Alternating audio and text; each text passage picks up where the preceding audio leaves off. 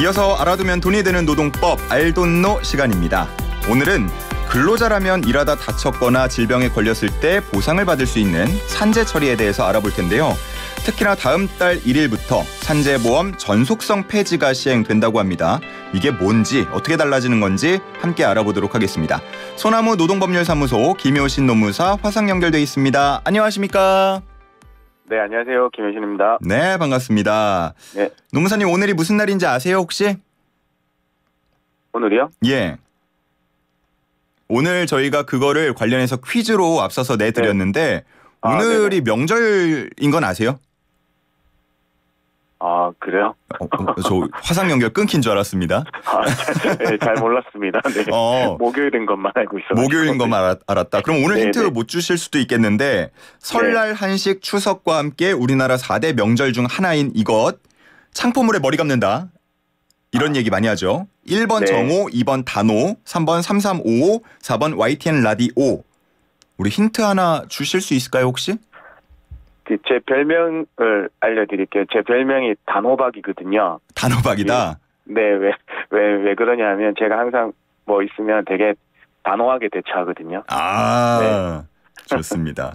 우리 단호박, 김효신 노무사가 준 힌트였습니다. 네. 정답 아시는 분 단문 50원, 장문 100원, 샵 0945로 남겨주시기 바랍니다. 자, 그러면 웃으시네. 네.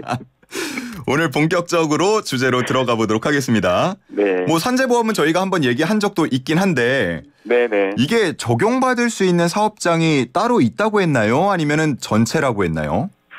사실 거의 모든 사업장이 다 적용받으신다고 생각하시면 돼요. 그런데 극히 뭐 원칙이 있으면 예외가 있듯이 예외가 몇 개 있어요. 그냥 뭡니까? 농업, 임업이나 그 업 같은 법인이 아닌 사업자로서 장시 근로자가 5인 미만인 사업장이거나 아니면 공무원 재보상법이나 선언법 등 그러니까 별도의 법에 의해서 보상받으실 수 있는 분들은 그런 사업은 제외되고요. 그다음에 가군의 고용 활동, 가사 사용인에 대해서는 네, 적용해서 제외됩니다. 그래서 그 근로자라면은 모두 아까 그 업종에 속하시는 분들 빼고 거의 모든 분들이 적용받게 되고요. 그다음에 그 특수 형태 근로 종사자 분들도 적용받게 돼 있습니다. 예.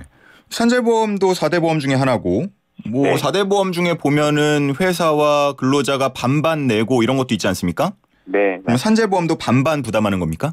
아니요. 그 산재보험은 사용자의 100% 부담이에요. 그래서 우리가 4대 보험이라는 게 국민연금, 건강보험, 고용보험, 산재보험이잖아요. 예. 그래서 항상 급여 명세서를 보시면 국민연금, 고용보험, 건강보험 요 항목만 보실 수 있어요. 그것만 반반 부담이니까. 그래서 산재보험은 이제 100% 부담인 거고요. 그래서 이게 뭐 보험료 납부와는 크게 관계가 없는데 많이 걱정하시는 부분들이 있거든요. 산재보험에 안 들면 나중에 다쳐도 보상 못 받는 거 아니냐 이런 걱정들을 많이 하세요. 네.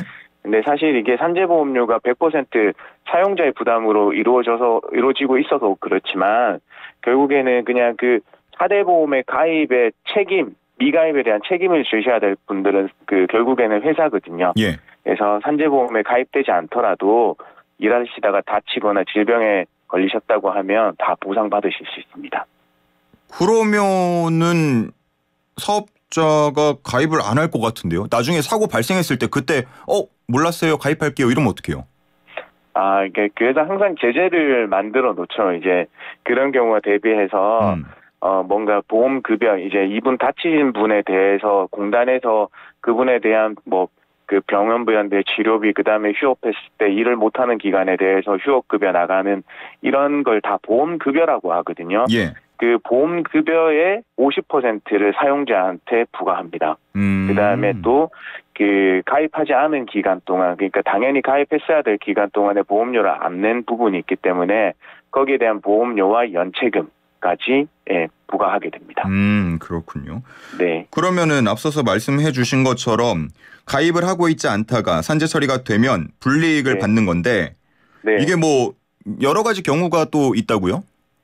그렇죠. 이제 이게 보험에 가입하지 않는 경우가 두 가지로 나눠볼 수 있어요. 하나는 회사는 이제 보험관계, 그러니까 보험관계 성립이라는 게 돼 있는데, 그러니까 우리 회사에 직원들이 있으니까 4대 보험에 다 가입시킬 수 있는 그런 보험관계 성립해 놓거든요. 예.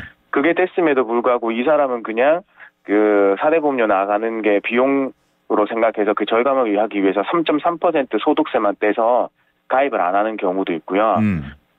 아예 애시당초 이 사대보험 성립이라는 것 자체를 안 하시는 사업장들이 있어요. 이런 경우에 되게 소규모 사업장에서 되게 직원 한두 분만 그 고용해서 쓰시는 데가 되는데요. 예. 어쨌거나 두 가지 모두 산재보험에 안 들었을 때 그 이렇게 제재들이 있기 때문에 되게 그 공상처리라는 공상합의라는 걸 많이 시도하시게 돼요. 이게 결국에는 뭔가 산재 처리가 되면 보험료가 오른다 아니면 또 다른 그 뭐 다른데 뭐 관급 공사를 수주하거나 아니면 그런데 입찰하는 데 있어서 불이익을 받게 되는 그런 여러 가지 이유 때문에 산재 처리가 아닌 공상 처리를 많이 하려고 시도하거든요. 산재 처리, 공상 처리가 네. 저는 같은 개념인 줄 알았는데 이게 다른 건가 보네요. 네, 달라요. 산재 처리는 법에 의해서 절차대로 진행을 하는 거고요. 예. 근데 이제 공상 처리라는 단어는 이제 근로기준법이나 산재법에 어디에서도 나오지 않는 거예요. 그러니까 뭐 저도 어원을 한번 찾아봤는데 그게 뭐 공무원에서 사용하는 용어다 이런 게 뭐 보긴 했습니다만은 예. 정확히 어원이 어딘지는 모르겠어요. 그래서 그냥 정확하게 산재법에 의해서 산재 처리하지 않고 그냥 회사와 그 다치신 재해자 간에 그냥 알아서 두 분이서 민사적으로 처리하는 거다라고 생각하시면 그게 공상입니까? 네네. 그래서 그렇게 생각하시면 되는데요. 사실 공상 처리로 해서 그냥 빨리 받고 돈 받으면 좋으신 걸로 생각하실 수 있지만 예. 대개 후유증이 남거나 그러니까 재발하거나 악화될 경우에는 산재에 의해서 처리하시면 나중에 재요양을 받아준다거나 할 수 있거든요. 그래서 공상 처리보다는 뭐 좀 다치셨으면 좀 많이 다치셨으면 산재 처리로 우선 하시는 게 맞아요. 네. 그래서 공사 처리하신 다음에 산재 처리를 아예 못하는 게 아니라 산재 처리도 할 수 있거든요. 그래요? 그런데 벌써 사용자한테 받은 금원이 산재 처리 비용보다 더 많이 받았으면 아예 그 우리 재해자분이 얻을 수 있는 경제적 이익 가액은 없으시게 되는 거고 뭐 그렇게 됩니다. 그렇군요. 네. 우리가 왜 교통사고 났을 때도 네. 현장에서 합의하는 경우가 있고 보험 처리하는 경우가 있는데 맞아요. 현장에서 덜컥 합의했다가 네. 나중에 후유증 남고 더 아프면은 그때 또 손 쓰기 힘들잖아요. 맞아요. 네. 그런 것처럼 공상 처리와 산재 처리 물론 그 산재 처리는 또 추후에도 할 수 있지만 어쨌든 네. 차이가 좀 있다. 네네. 라는 말씀이셨고 그러면은 산재가 발생했다라고 했을 때 뭐 보험금 신청 어떻게 해야 됩니까? 이제 산재보험 신청은 우리 근로자분이 이제 직접 해주셔야 돼요. 이제 대개들 이게 다치지 않고 잘 모르시는 분들은 예. 회사가 대신 신청해 주는 건가 이렇게 많이 생각하시는 분들이 있거든요. 네. 근데 원칙은 다치신 분이 그러니까 사고가 난 그 주소지를 관할하고 있는 근로복지공단 지사에다가 신청하셔야 되는 거거든요. 그래서 그냥 질병성 재해 말고 사고성 재해 그냥 이렇게 해서 뭔가 바로 다치셔가 사고성 재해 있잖아요. 그냥 예. 뭐 어디 부러지시거나 이렇게 다치신 부분들은 그냥 정형외과들은 여기 그 산재 지정병원으로 많이 돼 있어서 거기에서 원무과에서 바로 팩스로 접수시켜 주기도 하거든요. 네. 그래서 이게 왜냐하면 사고성 재해 같은 경우는 비교적 이 산재다 그러니까 업무 관련성을 판단하기가 굉장히 쉬워서 이제 그렇습니다. 네. 보통은 이런 걸 좀 따져가면서 본인이 아닌 사람은 신청할 수 없는 경우도 있는데 네. 좀 사고성 재해 그러니까 본인이 직접 신청하기 어려운 경우에는 병원에서 해줄 수도 그렇죠. 있다. 왜냐하면 이게 결국에는 이제 병원에서 도와주는 것도 이제 거기서 이제 하도 많은 환자들을 다루니까 이제 도와주시는 거고요. 원칙은 이제 근로자가 직접 뭔가 온라인이나 오프라인 이용해서 하셔야 돼요. 네. 그러면 산재 승인이 났다라고 한다면 네. 그 해당 재해자분은 더 추가로 할 건 없는 건가요? 아니요. 이게 대부분 처음 하시는 분들이 많이 놓치고 있으시는 분 같아요. 이제 산재 신청을 해서 하면 결국에는 첫 번째는 산재가 맞다라는 걸 이제 승인을 하고 뭐 요양 일수 같은 게 나오거든요. 이제 그 후속적으로 해주셔야 되는 게 결국에는 일하지 못한 기간, 그러니까 산재 사고가 발생해서 일하지 못한 기간 동안에 받으실 수 있는 휴업급여를 신청해 주셔야 되는 거고요. 그다음에 산재 승인 시점 이전에 병원에 다니신 부분이 있어서 병원 진료비를 직접 납부하신 경우들이 있어요. 예. 네, 그때는 직접 납부하셨으면 요양비를 청구하셔야 되는 거고요. 그다음에 또 뭔가 가족이나 간병인을 고용해서 사용하셨다고 하면 간병비를 청구를 별도로 해주셔야 되는 거예요. 다 따로 신청을 해야 되는 거예요, 또? 네, 그렇죠. 이게 서식이 다 따로 있어요. 간병인 신청서, 뭐 요양급여 신청서, 그다음에 휴업급여 신청 이렇게 있었기 때문에 별도로 해주셔야 돼요. 네. 오, 이게 다치거나 아픈 분들 입장에서는 좀 어렵거나 번거롭거나 할 수도 있을 것 같은데 어떻습니까? 그렇죠. 이제 뭔가 잘 모르시니까 되게 많이들 헤매시곤 하는데요. 어쨌든 주변에서 온라인으로 굉장히 쉽게 설명이 잘 돼 있어요. 근로복지공단 홈페이지에 들어가시면 이제 거기에서 좀 참고하셔가지고 토탈 서비스라는데 이용해서 온라인으로 신청하시면 만약에 거기서 뭔가 부족하더라도 우리 공단 담당자가 보시고 뭔가 보완 요청을 직접 전화로 해주시거나 하거든요. 예. 네, 그래서 크게 어렵지 않게 생각하셔도 될 것 같아요. 너무 잘 챙겨줘요, 요즘에는. 네. 뭐 다친 후에 1개월 안에 신청해야 된다. 뭐 이런 기한 조건 같은 것도 있습니까? 요거는 되게 3년이라고 생각하시면 돼요. 3년이요? 네. 일반적으로 다치신 다음에 산재 신청하기까지는 소멸 기간은 그냥 일반적으로 3년이라고 생각하시면 돼요. 뭐 3년, 5년 나눠져 있긴 한데요. 예. 네, 그냥 3년만 대부분 3년이니까 그렇게 생각해 주시면 돼요. 그러면 산재를 당했을 때 네. 내가 너무 아픈데도 네. 이거 빨리 신청해야 돼 이러면서 끙끙 앓고 아픈 몸 이끌고 할 필요까지는 없겠네요. 나중에 해도 되는 거죠. 네, 그러진 않으세요. 왜냐하면 당장 이제 다치고 나서 병원비가 들어가니까 빨리 산재 승인 받아서 이제 본인 돈 쓰시는 것보다는 산재 승인 받아서 요양비나 받으시면 좋잖아요. 그래서 그쵸? 빨리 하게 되는데요. 네, 뭐 다른 여유가 좀 있으시다면은 좀 여유를 가지고 신청해 주셔도 돼요. 알겠습니다. 네. 자, 그리고 산재보험에 좀 변화가 있다고 들었어요. 다음 달부터 전속성이 폐지된다. 이게 무슨 말이에요? 이게 왜냐하면 주된 사업장에서 다쳐야 된다. 그러니까 전속적이어야 된다는 의미로 받아들여 주시면 돼요. 이게 어디서 많이 문제됐냐 하면 우리 플랫폼에서 일하시는 분들 있잖아요. 플랫폼 종사자분들. 여러 곳에서 일하는 분들? 그렇죠. 그분들은 이게 되게 어디가 전속적으로 되어 있지 모를 정도로 그냥 되게 여기서 하다가 저기 하고 여러 군데 이렇게 등록해 놓으시고 막 하시잖아요. 네네. 그래서 그때 사고가 났을 때 이 전속성이 그러니까 어떤 많이 일하신 것보다 조금 일하신 곳에서 사고가 나는 바람에 거기서 전속성을 인정 못 받아서 산재 처리가 안 되는 경우들이 있었거든요. 그럴 수 있겠네요. 네네. 그래서 특정 업체 하나에만 전속적으로 일해야 되는 요건이 이제 7월 1일부터 없어집니다. 네. 그렇기 때문에 요거는 이제 플랫폼 노동자 종사자분들이 되게 좀 다치시면 바로 산재 처리 받으실 수 있을 것 같아요. 네. 그러면 여러 곳에서 일하는 예를 들어 플랫폼 노동자 같은 분들 다쳤을 때 다친 업장에서 받을 수 있다. 그렇죠. 다친 업장의 산재 보험으로 처리하시게 되는 거죠. 그러니까 산재는 이제 일하다가 다치시게만 하면 보상받는다까지는 이제 다 알고 계시는데 이제 것은 그런데 그렇다 하더라도 두 번째 단계에서 이 전속성인 것, 다른데 주된 사업장이 아닌 곳에서 다치면 보상이 안 되는 이제 그런 한계가 좀 있었어요. 그렇기 때문에 이제는 플랫폼 종사자고 산재보험에 가입되거나 일하다가 다치기만 하면 전속성을 따지지 않고 보상 들어가겠다. 이렇게 정리가 된 겁니다. 조금 더 넓은 범위에서 보호를 하는 거고요. 맞습니다. 네네. 그러면 특수 형태 근로종사자에 대한 산재 가입 범위가 확대됐다는 얘기는 뭡니까? 요거는 우리가 특수 형태 근로종사자분들에 대해서 산재보험에 길을 열어놨잖아요.